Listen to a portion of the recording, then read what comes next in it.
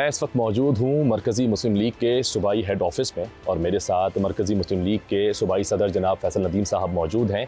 इनसे गुफ्तगू करेंगे और जानने की कोशिश करेंगे कि इस वक्त मरकज़ी मुस्लिम लीग जो एक आप देख सकते हैं इर्द इमदादी कैंप भी लगा हुआ है, सैलाब मुतासरीन के लिए यहाँ पर जो है वो सामान तैयार किया जा रहा है उनकी इमदाद के लिए और यहाँ से रवाना किया जा रहा है। ये निज़ाम कैसे चल रहा है, क्या इसमें रुकावटें आती हैं, किस तरीके से ये प्रोसेस होता है, क्या क्या इमदाद जो इमदादी सामान है उसमें क्या क्या चीज़ें हैं, कैसे वहाँ तक पहुँचाया जाता है, क्योंकि वहाँ पर अभी भी सैलाब का पानी मौजूद है। बहुत सारा पाकिस्तान का ऐसा हिस्सा है, पंजाब साइड का और KP के साइड का, जो मुतासिर हुआ है सैलाब से। इस तरह की बहुत सारे सवालात हैं जो हम उनसे करेंगे और जानने की कोशिश करेंगे कि किस तरीके से ये पूरा निज़ाम चल रहा है। अस्सलाम वालेकुम जनाब। वालेकुम अस्सलाम, बहुत बहुत शुक्रिया सर। सबसे पहले सर यहीं से शुरू करते हैं कि किस तरीके से ये सब चीज़ें हो रही हैं। इस सामान की बात करता हूँ जो इमदादी सामान है, कैसे मुतासरीन तक पहुँचाया जा रहा है? देखें, इसको आपको लाजमी तौर पर थोड़ा सा जाना पड़ेगा पीछे, यानी जब तक आप ग्राउंड पर मौजूद नहीं होते तो इस तरह के कामों की भी कोई हैसियत नहीं होती। तो ये देख लें कि 15 अगस्त को जब सैलाब शुरू हुआ है, यानी आप जाकर इब्तदा करेंगे बुनेर से और सवात से। तो अल्लाह का फजल है कि 17 अगस्त की सुबह मैं और मेरी टीम जो है वो बुनेर और सवात में अल्लाह के फजल से मौजूद थी। जब ये सैलाब का जैसे ही पता लगता है, हाँ जी, जैसे ही हमें पता लगा है तो फौरी तौर पर हम यहाँ से अल्लाह के फजल से बुनेर और सवात दोनों जगह पर एक ही दिन में गए हैं। ज़्यादा आप अच्छी तरह जानते होंगे, उनके बीच फासला भी नहीं है। और जब ऑन ग्राउंड जाकर हमने सारी चीज़ें जो है अपनी आंखों से देखी हैं तो देखने के बाद फौरी तौर पर जो काम वहाँ पर किया जा सकता था, यानी खुद से किया जा सकता था, वो किया गया। हमारी टीमें वहाँ की भी मौजूद थीं, उनके साथ शामिल होकर किया गया। और उसके बाद फिर हम अपनी प्लानिंग करते हैं इलाके को देखने के बाद कि अब उस इलाके में जो है वो किस चीज़ की ज़रूरत है। तो फौरी तौर पर हमने अपनी डॉक्टर्स की यहाँ से जो है वो टीमें भेज दी, अपनी एम्बुलेंसेस यहाँ से भेज दी और उसके बाद फिर पूरी जो है उस इलाके की ज़रूरत के मुताबिक जो है वो तरतीब अल्लाह के फजल से शुरू की गई। तो उसके बाद फिर जब पंजाब में सैलाब आया तो आप अच्छी तरह जानते हैं कि रावी में, सतलुज में, चुनाब में 3 बड़े दरिया, उनमें यह सैलाब आया और 24 से 25 अजला जो है वो मुतासिर हो गए। तो फौरी तौर पर जो है वो जमात ने ये फैसला किया कि पंजाब में भी जो है वो अपनी रिलीफ एक्टिविटीज़ शुरू की जाएँ। तो रिलीफ एक्टिविटीज़ में, बल्कि मैं ये कहूँगा रिलीफ तो बाद में होता है, इब्तदा की जा रही होती है कि आप लोगों को फौरी तौर पर जो है वो निकाल रहे होते इलाकों से, जो है वो उनको रेस्क्यू किया जा रहा होता है। तो रेस्क्यू की जो है एक्टिविटीज़ शुरू की गई और जैसे ही आप अच्छी तरह जानते हैं कि रेस्क्यू के ज़रिए से लोगों को बाहर लाया जाता है तो फिर फौरी तौर पर उन्हें खैमा देना है, खैमे के साथ उनको मुख्तलिफ ज़रूरियात देनी है, उनका खाना, खुराक और सब कुछ जिसकी ज़रूरत पड़ रही होती है। तो फिर यहाँ का काम शुरू होता है कि यहाँ आप ज़रूरियात पीछे अपनी जमात को बयान करते हैं और वहाँ की ज़रूरत के मुताबिक फिर ज़रूरियात यहाँ से भेजी जाती है। फिर एक सिलसिला शुरू होता है। जी, एक सिलसिला शुरू हो जाता है। अच्छा सर, मैं ये जानना चाहूँगा इस चीज़ को कि अगर हम मौसम की बात करें, वक्त के साथ साथ चीज़ें चेंज हो रही हैं, क्लाइमेट चेंज के बारे में बहुत सुनने को मिल रहा है। कहा जाता है कि आइंदा आने वाले सालों में शायद मज़ीद बारिशें होंगी, इस तरह की सूरत हाल अल्लाह ना करे, लेकिन कहा यह जाता है कि शायद बार बार देखने को मिले।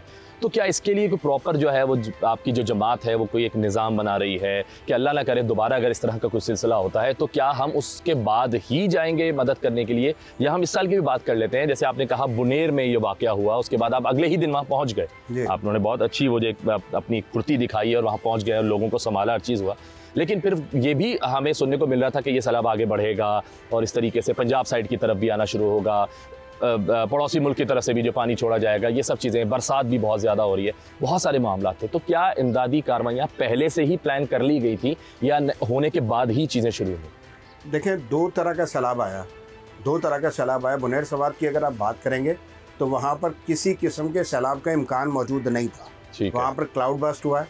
अब ये क्लाउड बस्ट तो किसी के भी इख्तियार में नहीं है और आप और मैं जानते नहीं है कि ये होने वाला है। तो बिल्कुल इसी तरह से अगर आप गिलगित चले जाएँ, गिज़र, वहाँ भी हमारे साथी गए, वहाँ भी हमारी टीम यहाँ से गई है अल्लाह की मेहरबानी से।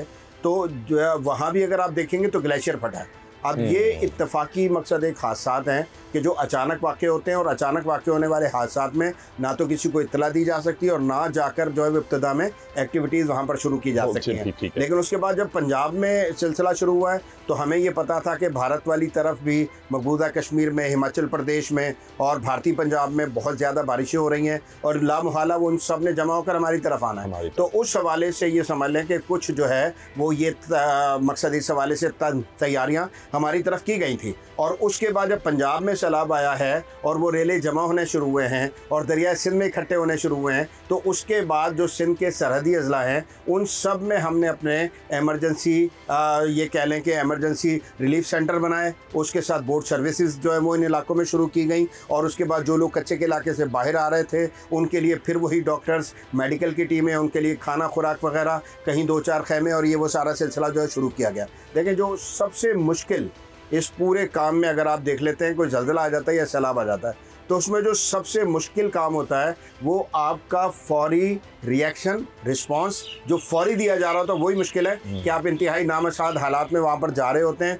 15 फीट पानी, 16 फीट पानी, 20 फीट पानी, उसमें आप जाते हैं, जाकर लोगों को निकाल कर वहाँ से ला रहे होते हैं। ये सारा जो अमल है ये एक वेल ट्रेन टीम के साथ था। तो बाकायदा तौर पर स्विमिंग की ट्रेनिंग, डाइविंग की ट्रेनिंग, बोट हैंडलिंग की ट्रेनिंग, ये मुस्तकिल एक अमल है जो हमारे पास अल्लाह के फजल से जारी रहता है। अभी आपने एक और भी बात की है, यानी ग्लोबल वार्मिंग हुई है, उसके बाद जो है उसके बाद क्लाइमेट चेंज हो रहा है।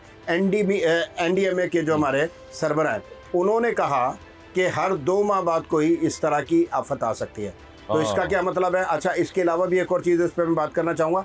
यानी इसका मतलब ये है कि पूरी कौम को सिर्फ बात करने से काम नहीं चलेगा, आपको एजुकेट करना पड़ेगा कौम, बिल्कुल करना पड़ेगा, अवेयर करना पड़ेगा कौम को, उनको बताना पड़ेगा कि भाई आप मसाइल का शिकार हैं और अगर मौसम तब्दील हो रहा है ये चीज़ें हैं, आपके पास जो है वो सैलाब आ सकते हैं, आपके पास कोई तूफ़ान आ सकता है, तो उसके लिए ज़रूरी एहतियाती जो तदाबीर है वो ये की जा सकती है। तो इसके हवाले से एक तो मैं अर्ज़ करना चाहूँगा कि हमने अपने पास पूरा एक जो ये समझ लें कि बाकायदा एक जिसको प्रोग्राम कहा जाता है वो अल्लाह के फजल से हम लॉन्च करने जा रहे हैं। अभी हमने सिंध में अल्हम्दुलिल्लाह इस बात का ऐलान किया है कि इंशाल्लाह इब्तदाई तौर पर हमने 1 लाख लोगों को ये ट्रेनिंग देनी है। हमने अल्हम्दुलिल्लाह ये ऐलान किया है और अल्लाह के फजल से फौरी तौर पर इस पर काम शुरू करने जा रहे हैं कि रेस्क्यू सेंटर्स जो हैं, जिनमें मकसद बोट्स भी मौजूद होनी चाहिए, बिल्डिंग कोलैप्स के हवाले से सामान मौजूद होना चाहिए, फायर फाइटिंग के हवाले से सामान मौजूद होना चाहिए। मैं अल्हम्दुलिल्लाह खुशी का इज़हार करता हूँ इस बात पर आपको बयान करते हुए कि हम वो जमात हैं कि जिनके पास इस वक्त शहर कायद में मकसद अपनी जो है वो प्राइवेट फायर ब्रिगेड मौजूद है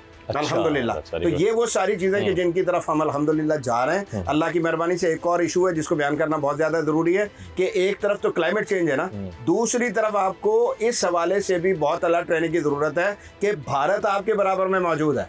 यानी आप इसको देखें, यकीनी तौर पर मैंने आपसे अर्ज़ किया था कि हिमाचल में बहुत ज़्यादा बारिशें हुई, मकबूजा कश्मीर में बहुत ज़्यादा बारिशें हुई, ये भी ठीक है कि भारतीय पंजाब में बहुत ज़्यादा बारिशें हुई, लेकिन भारत ने ये भी किया कि बजाय इसके कि जब इतनी ज़्यादा बारिशें थीं तो जो डैम वहाँ पर मौजूद थे उनके स्पिलवेज जो है वो बर वक्त खोल दिए जाते और एक फ़्लो जो है जिस तरह मैं कहता हूँ कि नॉर्मली होना चाहिए उस तरह होता, कोई मसला नहीं है सैलाब का होता, तो शायद हम इतने बड़े नुकसान का सामना नहीं करते। लेकिन उन्होंने अपने डैमों में इस सैलाब को जमा किया है और जमा करने के बाद जब दरिया चुनाव में आप 5.5 और 6 लाख क्यूसेक पानी छोड़ेंगे तो लामुहाला जिलों के जिले डूबेंगे और इसी चीज को उन्होंने हथियार के तौर पर इस्तेमाल किया है। तो ये दोनों चीजें कि जिनके हवाले से हमें लाजमी तौर पर मुतनब्बे रहना होगा। बहुत अच्छा होगा। सर, मैं ये भी जानना चाहूँगा यहाँ पर कि इमदादी जो सामान है आप लोग यहाँ से भिजवा रहे हैं मुतासरीन के लिए, उसमें क्या क्या चीज़ें हैं, किस चीज़ पे सबसे ज़्यादा फोकस किया जाता है, अब तक कितना सामान कहाँ कहाँ पहुँचा दिया गया है और कितना जो है अब किन एरियाज में जा रहा है अब आपका सामान जो है? तो बाज़ दफ़ा आप ये मुसीबत ज़दा लोगों को वो अशिया भेज रहे होते हैं जिनको मकसद जिनकी उनको ज़रूरत नहीं होती। मैं इसकी मिसाल देता हूँ। जब मैं बुनेर में था तो बुनेर का एक बिशोना एक गाँव है, वो बहुत ज़्यादा उसके मुतालिक बात हुई है, बहुत ज़्यादा जो है वो मीडिया पर हाईलाइट हुआ है, 400 से ज़्यादा लोगों की अमवात हुई है उस गांव में। तो मैं जब वहाँ पर गया हूँ तो एक बुज़ुर्ग मेरे पास जो है वो मिनरल वाटर की एक बोतल लेकर आया, आधी भरी हुई बोतल, और उन्होंने मुझे कहा कि बोतल आप देख रहे हैं? मैंने कहा देख रहा हूँ। तो उन्होंने कहा इस बोतल को देखकर हमारे हालात का अंदाज़ा करें। मैंने कहा आपके हालात का क्या अंदाज़ा करूँ, आप हुक्म फरमाएं, हमने क्या करना है। तो उन्होंने ये कहा कि हमारी जो वाटर सप्लाई की लाइनें थीं जितनी भी, यानी आप जानते हैं कि जब आप जो है शुमाली इलाका जात में चले जाएं तो पहाड़ों से दूर से ये जो है आप जानते हैं ये सारा कुछ हो रहा होता है और ये आ रही होती है लाइन, तो वो लाइनें डैमेज हो चुकी हैं सारी के सारी। तो इस वक्त पीने का जो साफ जो पानी होता है वो हमें मैसर नहीं है। तो अगर आप हमारे लिए कुछ करना चाहते हैं तो ये करें कि हमारे वाटर रिसोर्सेज बहाल करवा दें। तो अल्लाह के फजल से यही वाली बात हमारे पास जो है आप ये कह लें बुनेर से आई, और इसी तरह की डिमांड हमारे पास गिलगित से आई।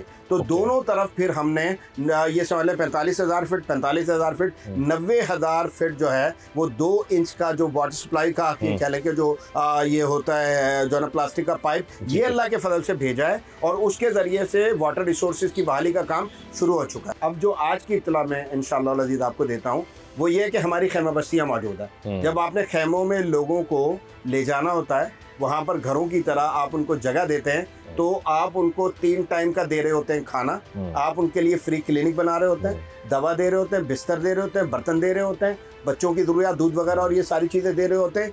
इवन आप ख़वातीन की जो मकसूद ज़रूरियात होती हैं उनके हवाले से चीज़ें उनको जो है वो मुस्तकिल अल्लाह के फजल से जो है वो मकसद वो भी दे रहे होते हैं। लेकिन अब जब सूरत हाल ये हो गई है कि लोग उठकर अपने घरों को वापस जाने लगे हैं, तो जब घरों को वापस जाने लगे तो आपने ये देखना है कि अब जब वो अपने घर पर जाएंगे तो उनकी ज़रूरियात क्या है। अल्लाह के फजल के साथ हमने अपनी खैमा बस्तियों में काम किया और वो काम ये था कि गर्मी जलालपुर पीरवाला में मैंने तकरीबन 2 हफ्ते गुजारे, ठीक है, तो मुझे अच्छी तरह से अंदाजा खैमा बस्ती में गुजारा।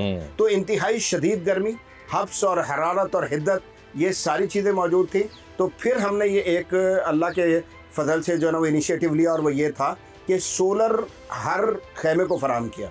यानी आप ये कह लें सोलर पैनल, उसके साथ सोलर फैन, उसके साथ एक अदर बैटरी, सोलर लाइट, ये सारी चीजें हमने अल्लाह की तौफीक से जो ना फराहम की। तो ये वहाँ रहकर आपने महसूस किया और इस चीज पर आपने अमल किया, ये फील किया, फौरी तौर पर अपने भाइयों को बयान किया कि हमें इन चीज़ों की ज़रूरत है और यहाँ से वहाँ पर ये चीज़ें भेज दी गई। ये सारी चीज़ें चाह रही होती हैं। अब आप ये देख रहे हैं कि ये एक सामान है हमारा राशन, ठीक है, ये राशन हर फैमिली को चाहिए कि जब वो घर की तरफ जाएंगे तो कम से कम 1 से 1.5 माह का राशन उनके पास होना चाहिए। अगला काम हमने किया तो मैंने ये देखा कि 45 किलोमीटर 50 किलोमीटर का इलाका है सारा डूबा हुआ।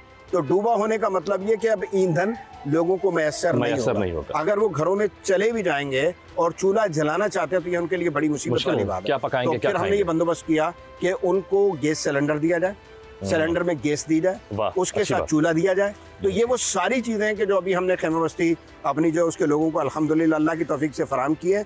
तो खैमा और दीगर जितनी ज़रूरियात मैंने आपको बयान की है वो सब साथ उनके किया है कि आप घरों पर ले जाकर इस्तेमाल करें। सर बहुत शुक्रिया और बहुत अच्छा लगा ये जानकर कि माशाल्लाह खिदमत खल्क में आप सबसे आगे आगे चल रहे हैं और इतनी अच्छी चीज़ें आपने जो हमसे बयान की हैं, मुश्किलात बयान कर दी हैं कि क्या क्या आपने वहाँ फेस किया है, खुद रहकर ग्राउंड रियलिटी को महसूस किया है, देखा है और उसके बाद आपने जो आप जितने भी जो है अमल वहाँ किए हैं वहाँ के लोगों के लिए किए हैं, यकीनन उनकी दुआएँ आपके साथ हैं और इस तरह ये सिलसिला जारी रहेगा। इसी तरह आप जो है वो खिदमत खल्क में आगे आगे रहें। बहुत अच्छा लगा आपसे गुफ्तगू करके, बहुत शुक्रिया।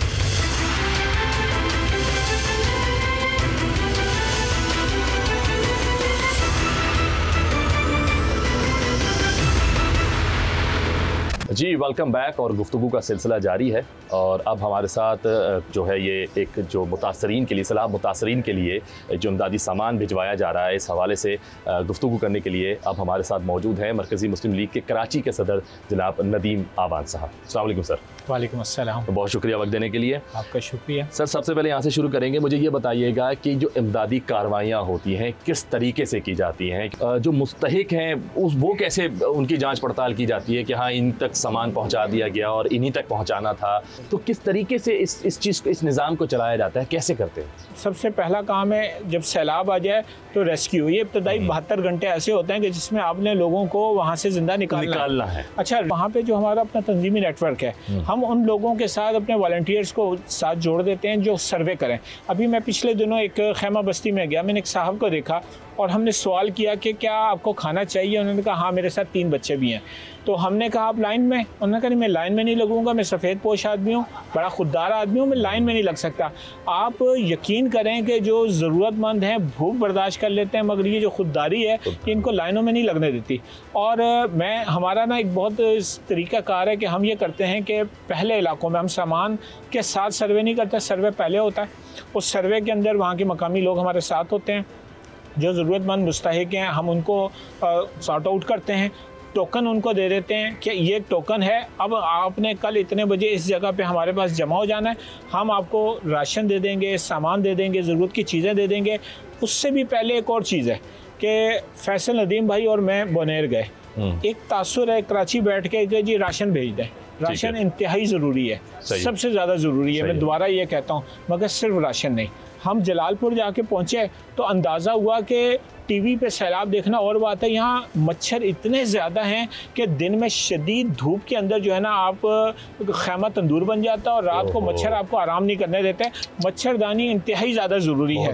हम मेडिकल कैंप पे जाकर डॉक्टर के पास बैठे और हमने उनसे कहा कि यहाँ पे हमने राशन पहुँचाया। उन्होंने कहा राशन तो बड़ों के लिए ना, ये जो बच्चे हैं सीरियलैक या दूध इनको देना, इसकी तरतीब कैसे बनाएंगे। आप जब किसी इलाके में जाते हैं और आपको ये अंदाज़ा होता है कि यहाँ पर आपने राशन भी दे दिया, दूध सीरियलैक भी दे दिया, मगर जो इनके मवेशी हैं ये भी जानदार हैं, उनको भी तो चारा चाहिए। इनका चारा कहाँ से, तो हर तरफ पानी है।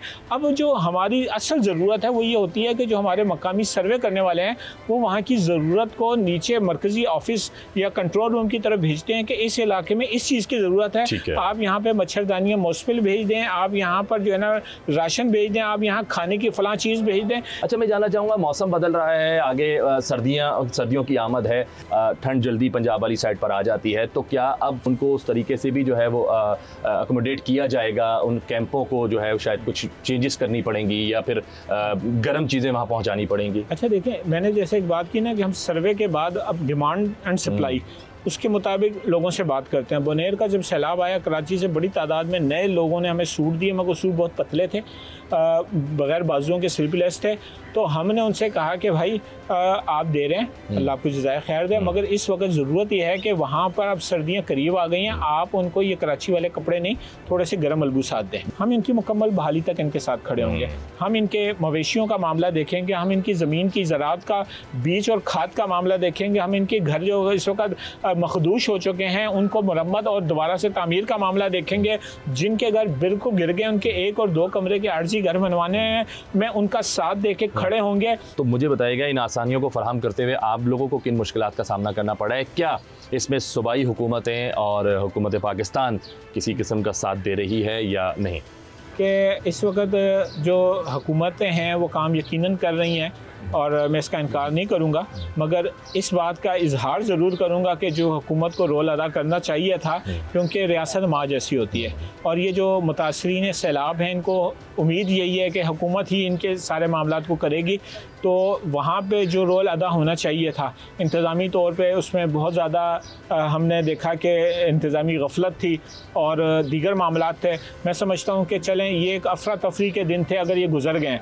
अब इस वक्त सर्वे करके उन मुतासरीन के लिए जो ऐलानात पैकेज किया गया है वो होना चाहिए। इंफ्रास्ट्रक्चर जिन आबादियों का मुकम्मल तबाह हो गया है उनको ठीक होना चाहिए, मगर खुदारा इन मुतासरीन के मसाइल को समझें, एहसास करें और जो आप जिस नशिस्त पे बैठे हुए हैं, जो जिम्मेदारी आपके कंधों पर है, इसका हक अदा करें। बहुत शुक्रिया जनाब, बहुत अच्छा रहा और उम्मीद करते हैं, दुआ करते हैं आप इस कार्य खैर में हमेशा आगे रहें और इस तरीके से जो है लोगों की मदद करते रहें। अल्लाह ना करे कि और मुसीबतें इस मुल्क पर आएँ, लेकिन पता कुछ नहीं होता वक्त का। अगर कभी भी कोई ऐसा कोई दोबारा कोई मौका आ जाए तो आप हमेशा आगे रहें। बहुत अच्छा लगा आपसे गुफ्तगू करके, बहुत शुक्रिया जनाब।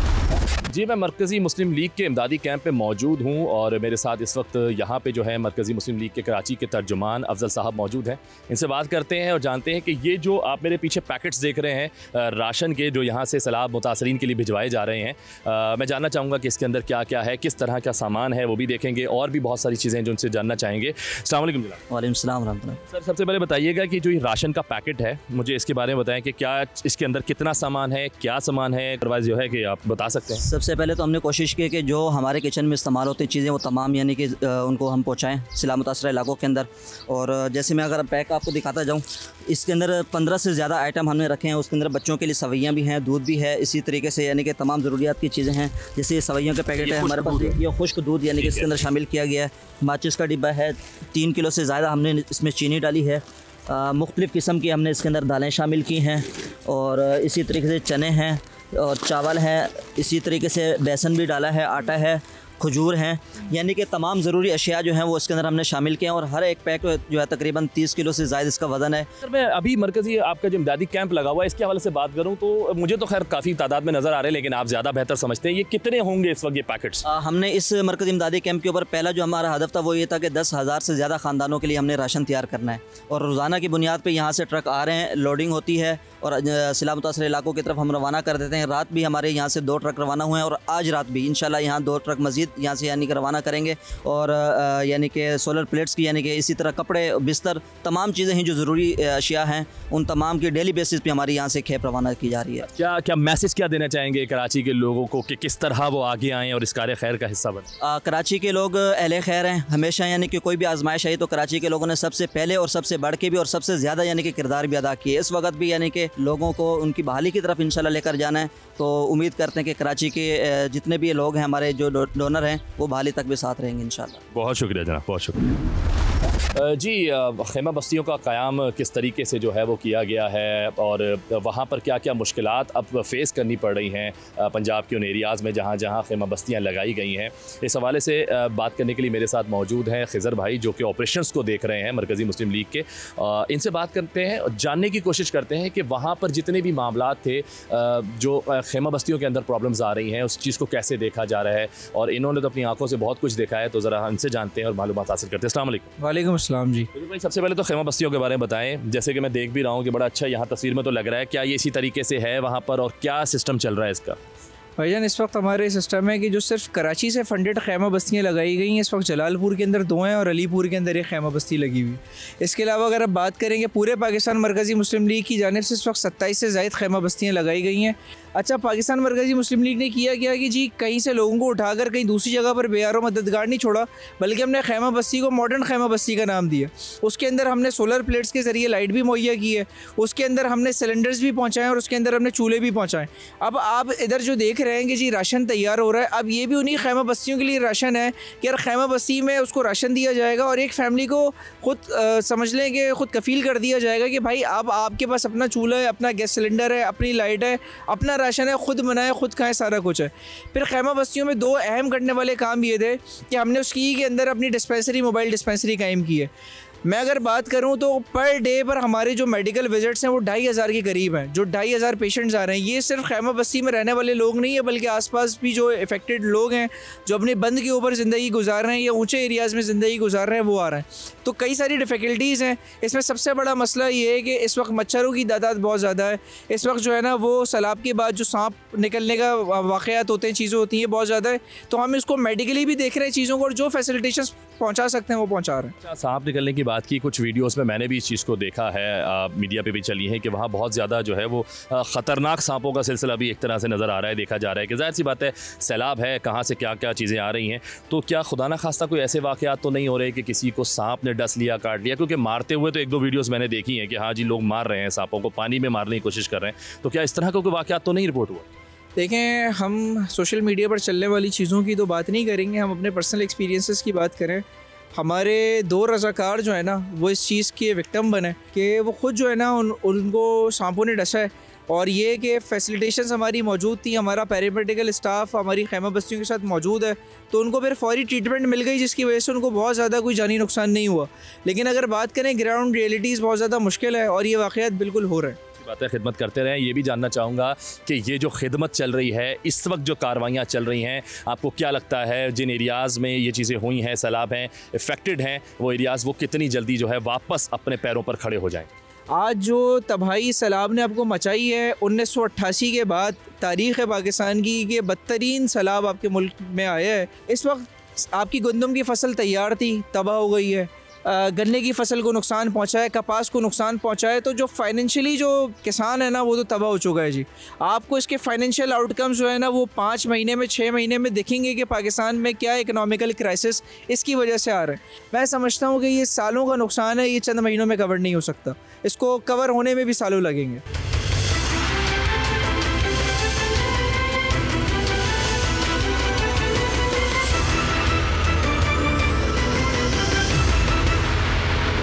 वेलकम बैक नाजरीन, गुफ्तगू का सिलसिला जारी है। जैसे कि आपको पता है कि इस वक्त जो मुल्क में सैलाबी सूरत हाल है उसकी इमदादी कार्रवाइयाँ कहाँ हो रही हैं, कौन कौन कर रहा है, उस हवाले से हमारी गुफ्तगू जारी है। और इस वक्त मेरे साथ जो है इस हवाले से बात करने के लिए मौजूद हैं जमात इस्लामी के कराची के अमीर जनाब मुनीन ज़फ़र साहब। अस्सलाम वालेकुम सर। वालेकुम अस्सलाम। बहुत शुक्रिया सर वक्त देने के लिए। सर, जमात इस्लामी का क्या किरदार है इस वक्त? मुल्क का जो एक हिस्सा सैलाब के पानी में डूबा हुआ है, जमात इस्लामी वहाँ पर किस तरीके से इमदाद पहुँचा रही है और क्या क्या कार्रवाइयाँ कर रही है, ज़रा बताइएगा। 2 महीने पहले सबसे पहले KPK के अंदर चित्राल में और इसी तरह पर जो इलाके हैं हमारे गिलगित बिल्तिस्तान वगैरह, यहाँ बड़े पैमाने पर सैलाबी रेला आया, बारिशें हुई, इसी तरह जो है वो क्लाउड बर्स्ट हुआ, जिसके नतीजे में मालाकंड डिवीज़न में बहुत नुकसान हुआ है। बिलखुसूस आपका दीर, बुनेर, स्वात, स्वाबी और इन सारे इलाकों के अंदर डिजास्टर हुआ है। चित्राल पूरी बेल्ट के अंदर जो है इसमें नुकसान हुआ है। और जैसे ही ये वाक़या पेश आया, ख़ास तौर पर क्लाउड बर्स्ट का जो वाक़या हुआ है बुनेर के अंदर, उसके बाद जो है वो अल्हम्दुलिल्लाह जमात इस्लामी के वर्कर, इसी तरह अल-खिदमत के रज़ाकार और जमात इस्लामी के सारे वर्कर किसी भी डिज़ास्टर के मौके पर अल-खिदमत के रज़ाकार बनकर लोगों की खिदमत के लिए अल्हम्दुलिल्लाह मौजूद होते हैं। पहले मरला तो यही था कि इस बड़े डिज़ास्टर के अंदर लोगों को रेस्क्यू किया जाए, उनको सेफ़ मुकामात पे पहुंचाया जाए, उनके लिए टेंटिंग का इंतज़ाम किया जाए, उनके लिए पक्के बकाया खाने का इंतज़ाम किया जाए, उनके लिए वॉशरूम्स का इंतज़ाम किया जाए, उनके लिए मेडिकल यूनिट्स का इंतज़ाम किया जाए। और अल्हम्दुलिल्लाह अल-खिदमत के पूरे पाकिस्तान की बात कर रहा हूँ, तकरीबन 16,000 इसके वॉलंटियर्स ने KPK में भी और इसी तरह पूरे पंजाब में। उसके साथ साथ हम अगले मरहले के अंदर हम लोगों को अब जो है वो रिहेबिलिटेशन का काम भी कर रहे हैं। ज़ाहिर बात है लोगों के घर तबाह हो गए हैं, बिल्कुल होगा। और जिस तरह एक एनवायरमेंटल चेंजेस हैं, दरख्त काटे जा रहे हैं, इसके नतीजे में होता क्या है, बारिशें ज़्यादा हो रही हैं, ग्लेशियर पिघल रहे हैं और एक सैलाबी कैफियत पूरी इसके नतीजे के अंदर पैदा होती है। इस पूरे मरहले पर अब ज़ाहिर बात है जितना बड़ा नुकसान हुआ है, इस नुकसान के का अज़ाला करना तो हुकूमत की ज़िम्मेदारी है, रियासत की ज़िम्मेदारी है। बाकी है कि अल्हम्दुलिल्लाह हम अपने हिस्से का फ़र्ज़ अदा कर रहे हैं। सर, बात की आपने जिस तरह के दरख्त काटे जा रहे हैं, क्लाइमेट चेंज के हवाले से अगर मैं बात करूँ, कि अगर आइंदा आने वाले वक्तों में खुदा न खास्ता इस तरह की सूरत हाल पैदा होती नज़र आती है, तो क्या वहाँ के खुद लोग जो मकामी लोग हैं कोशिश करें पहले मरहले को जो है कि वो रेस्क्यू कर सकें, ख़ुद को भी बचा सकें, अपने लोगों को भी बचा सकें? कोई ऐसा प्रोग्राम तैयार कर रही है क्या? अगर कोई नेचुरल कोई कुदरती आफत होती है, उसका मुकाबला करना इतना आसान काम नहीं है, बिल्कुल नहीं, मुश्किल काम है। कि अब देखें ना, ये जिस तरह जो है वो क्लाउड बर्स्ट हुआ, ये तो अचानक हुआ, क्लाउड बर्स्ट हुआ और इसका तो पता भी नहीं था किसी को, और लोगों के तकरीबन 1000 से ज़्यादा लोग जो है वो डेथ हुई है बिल्कुल बहुत बड़े लेवल कंडीशन के अंदर। तो देखें जहाँ तक इसका ताल्लुक है, हम अल्हम्दुलिल्लाह हालत अमन के अंदर भी है, जो नॉर्मल सूरत हाल होती है उसके अंदर भी हमारी कोशिश होती है कि हमारी जो डिज़ास्टर मैनेजमेंट हमारी जो टीमें हैं वो अपनी ट्रेनिंग का काम भी करते रहें, लोगों को भी कम से कम इस हवाले से अवेयर करें। जिस हद तक एक ऑर्गेनाइजेशन कर सकती है, एक NGO कर सकती है, इंशाल्लाह ताला हम करने की कोशिश कर रहे हैं। लेकिन बड़े पैमाने पे करने का काम रियासत का काम है, हुकूमत का काम है कि लोगों को अवेयरनेस दे, दरख्तों के कटने का अमल रुके, और इसी तरह जो कुदरती रास्ते हैं उन कुदरती रास्तों पर जो तामीरात कर ली गई हैं, उन तामीरात के नतीजे के अंदर आप देखें बहुत सारे इलाकों में ऐसा होता है कि जब सैलाबी सूरत हाल पैदा होती है तो पूरे के पूरे होटल भी बह जाते हैं साथ में। ये तो हुकूमत की जिम्मेदारी है कि वो अपना फ़र्ज़ अदा करे। इन चीज़ों को, हादसात को कम किया जा सकता है। इसके नतीजे के अंदर जो अमवात होती हैं इस पूरे अमल के नतीजे के अंदर, उन पर काबू पाया जा सकता है किसी न किसी दर्जे में। तो 2022 में सिंध का सैलाब देखा गया, 2025 पंजाब KPK सैलाब से मुतासिर हो गए, लेकिन पिछले कई सालों से हमारा शहर कराची भी जो है सर वो मुतासिर होता है बारिशों की वजह से। इसके हवाले से जमात इस्लामी क्या कर रही है, क्या प्लानिंग है? उस वक्त जिस वक्त ये सैलाबी सूरत हाल कराची में हुई, जमात इस्लामी का क्या किरदार रहा? देखिए, जिस दौरान बारिशें हुई उससे पहले होना तो ये चाहिए था कि, क्योंकि देखें हुकूमत सिंध, वज़ीर बल्दियात या फिर मेयर, ये तीनों एक ही पार्टी के पास हैं। इनकी रेस्पॉन्सिबिलिटी थी कि शहर के तमाम स्टेक होल्डर्स को एक जगह जमा करते, और करप्शन है जिसके नतीजे में कि होता क्या है कि ना नाले साफ़ होते हैं, और नालों के लिए पिछले साल, यानी ये जो साल है इसमें 60 करोड़ रुपए रखे गए, और उससे पिछले साल 41 करोड़ रुपए रखे गए, तो तकरीबन 101 करोड़ रुपए हो गए ना। ये सफाई तो नहीं हुई, सफाई नहीं हुई। और मेयर साहब ये कहते हैं कि 40 mm पानी की गुंजाइश है। भाई, जब आप नालों के अंदर इंक्रोचमेंट होगी, बड़े बड़े नाले, औरंगी नाला, गुजर नाला, इसी तरह महमूदाबाद नाला जो है, ये इन नालों के अंदर इंक्रोचमेंट होगी, तो आप मुझे बताएं गुंजाइश कहाँ रहेगी? आप मुझे बताएं कि जब शहर के अंदर Sindh solid waste management board अपना किरदार अदा नहीं कर रहा होगा, जो बराह रास्त सूबाई हुकूमत के मातहत है, जिसका चेयरमैन मुर्तज़ा वहाब साहब खुद हैं, जब वो अपना किरदार अदा नहीं कर रहे होंगे, और कराची में अगर रोजाना 20,000 टन कचरा निकलता है तो उठता कितना है? हार्डली 10,000 टन कचरा लैंडफिल साइट तक पहुंचता है। 10,000 टन कचरा कहाँ जाता है? ये सारा कचरा नालों में जाता है। नालों में जाने के नतीजे में जब बड़े नाले ओवरफ्लो हो जाते हैं और पानी बैक कर रहा होता है, उसके नतीजे में क्या होता है? फिर अर्बन फ्लडिंग की सूरत हाल पैदा होती है। गलियों के, मोहल्लों के, सड़कों का पानी नहीं निकलता, निकलने में 2 दिन 3 दिन 4 दिन लग जाते हैं। तो मैं ये जानना चाहूँगा, लोग जानना चाहेंगे कि क्या जमात इस्लामी साथ खड़ी है फ़लस्तीन की अभी भी, या कहीं पीछे हट रही हैं अपनी गैर ज़रूरी मसरूफियात की पेश नज़र? नहीं, गैर ज़रूरी मसरूफियात क्या, यही हमारा करने का काम है। और देखिए ना, फ़लस्तीन तो हर मुसलमान का मसला है ना। वैसे तो पिछले 78 साल आप उठा के देख लीजिए कि सेऊनी रियासत के क़याम के लिए क्या क्या साजिशें बरतानिया ने की, क्या फ्रांस ने की, क्या अमेरिका ने की। सारे वो लोग हैं कि जो इस साजिशों के अंदर शरीक रहे हैं और आज भी अमेरिका इनकी पुष्ट पर मौजूद है। बिल्कुल है। इंसानियत का यानी अगर कत्ल हो रहा है तो अमेरिका उसकी पुष्ट पे मौजूद है, जो डॉलर भी दे रहा है, जो असला भी दे रहा है, जो उनको वेपन्स भी प्रोवाइड कर रहा है सेऊनियों को, इसराइल को, और जो नाजायज़ जो काबिज रियासत है, नाजायज़ रियासत है। तो ऐसी पूरी सूरत हाल के अंदर कि जब 2 साल में 65,000 से ज़ायद लोग शहीद हो गए हैं, जिनमें 2/3 बच्चे और ख़वातीन शामिल हैं, जो गज़ा के अंदर बिलखुसूस है, पूरे गज़ा को तराश कर दिया गया है। ना तालीमी इदारे महफूज हैं, ना मसाजिद महफूज हैं, ना पनाहगाहें महफूज हैं। 5 अक्टूबर को इंशाअल्लाह ताला जमात इस्लामी कराची एक बहुत बड़ा मिलियन मार्च करने जा रही है इंशाअल्लाह ताला शहर फैसल पर। गज़ा के भाइयों के साथ इस दुख के अंदर घड़ी में खड़े हैं और ये हम अपना फ़र्ज समझ के कर रहे हैं, अपना दीनी और ईमानी तकाज़ा समझ के कर रहे हैं। मैं तो पूरे अहले पाकिस्तान से और बिलखुसूस अहले कराची से इस बात की अपील करता हूँ कि आइए 5 अगस्त को शहर फैसल पे आइए, नर्सरी के मुकाम पर आइए, अपना फ़र्ज अदा कीजिए कि कल क़यामत के दिन हम अल्लाह के हुज़ूर ये बात तो कह सकते हैं कि तेरे बंदों पर जुल्म हो रहा था, तेरे बंदों को जो है वो तहे तेख किया जा रहा था, हम निकल कर खड़े थे, हम ये कर सकते थे, हमने ये काम तो कर लिया।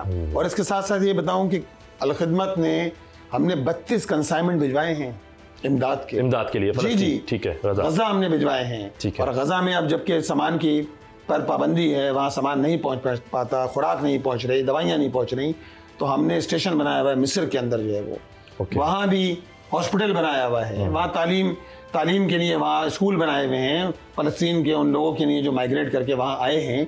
तो अल्हम्दुलिल्लाह अल-खिदमत भी अपना काम कर रही है, जमात इस्लामी भी अपना फ़र्ज़ अदा करने की कोशिश कर रही है और इंशाअल्लाह ताला उम्मीद रखते हैं कि आने वाले वक्तों में अल्लाह ने चाहा तो फ़लस्तीन की आवाज़ मज़ीद तवाना होगी इंशाअल्लाह, और सयूनियों का जो एजेंडा है, जो ग्रेटर इसराइल का एजेंडा है, उसके अंदर नाकामी का मुंह देखना पड़ेगा इंशाअल्लाह। सर बहुत शुक्रिया, बहुत शुक्रिया। जिस तरह फ़लस्तीन की अर्ज़ मुक़द्दस पर क़यामत गुज़र रही है, वैसे ही हमारे वतन अज़ीज़ पाकिस्तान के लाखों सैलाब ज़दागान इस वक्त फ़ितरत की सख्तियाँ बर्दाश्त कर रहे हैं। ये दोनों सूरतें हमारी उम्मत के इज्तिमाई ज़मीर के इम्तिहान हैं। खुशाइंद बात यह है कि तमाम फलाही तंजीमें और आवाम एक ही वक्त में दोनों महाज़ों पर मसरूफ़ अमल है। जहाँ गज़ा के मज़लूमीन के लिए इमदाद इकट्ठी की जा रही है, वहीं सिंध और बलूचिस्तान के सैलाब मुतासरीन के लिए रेस्क्यू ऑपरेशन, इमदादी कार्रवाइयाँ और राशन की फरहमी का सिलसिला जारी है। जमात इस्लामी समेत तमाम तंजीमें इस दोहरी ज़िम्मेदारी को निभाने में दिन रात कोशा हैं। हमारी दुआ है कि अल्लाह पाक फ़लस्तीन और पाकिस्तान में अमन कायम फरमा दे और तमाम मसाइब ज़दा भाइयों के दुखों का मुदाबा फरमा दे। आज के लिए बस इतना ही।